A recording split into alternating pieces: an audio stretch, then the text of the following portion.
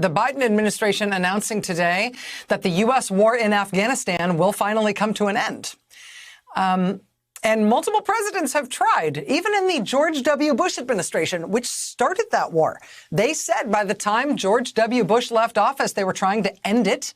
They wanted to bring U.S. troops home from Afghanistan even back then. They set targets for withdrawal based on what they hoped would be improvements in conditions on the ground. Surprisingly, conditions on the ground never improved enough to warrant hitting those targets, and so the troops didn't come home then under the president who started that war. President Obama wanted to bring the troops home from Afghanistan as well, but then he famously surged more U.S. troops into Afghanistan to try to improve things on the ground because, again, they hoped to be able to end the U.S. war there based on improving conditions on the ground, but in the end, surprise, conditions on the ground never improved, and so the troops did not come home. Under President Trump, he often appeared confused about the Afghanistan war, often talking about the conflict as if he had ended it, as if he had brought all U.S. troops home from Afghanistan. He did not. He may have wanted to bring them home. Heck, with him, you have to consider the possibility that he may have falsely believed he did bring them home, even though he didn't. But whatever the previous president may have thought or said, U.S. troops did not come home from Afghanistan under him either.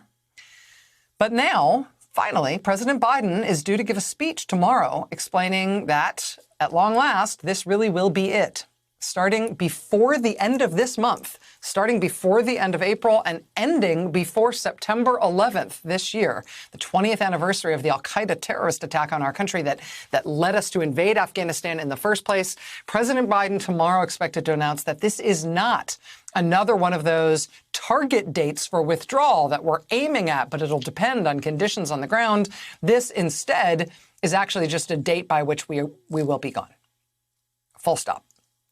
A senior administration official previewing the president's announcement today by saying, quote, "The president has judged that a conditions-based approach, which has been the approach of the past 2 decades, is a recipe for staying in Afghanistan forever." The official said President Biden, quote, "has long known that military force would not solve Afghanistan's internal political challenges. It would not end Afghanistan's internal conflict. And so we are ending our military operations." Again, we will hear more on this from President Biden directly tomorrow. But this new policy, this new decision, out completely on or before September 11th of this year, with only enough troops left in that country to protect our embassy there, the Biden administration is signaling that this is something different. This is not a conditions-based target. This is something that is a date certain. It will happen, regardless of what happens inside Afghanistan between now and then. And it will apparently also include the 6,000 plus NATO troops that are there alongside U.S. forces as well. What they say in NATO is in together, out together. What it means in this circumstance is all coalition troops, all U.S. and NATO troops, everyone out this year, at long last, 20 years down the road.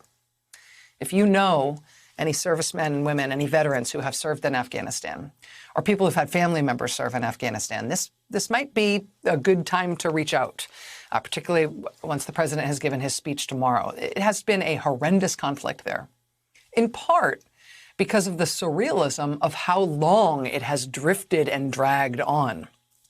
There are American service members who have recently deployed to that war who were literally not yet alive when the 9/11 attacks happened, which is what the Afghanistan war was ostensibly all about.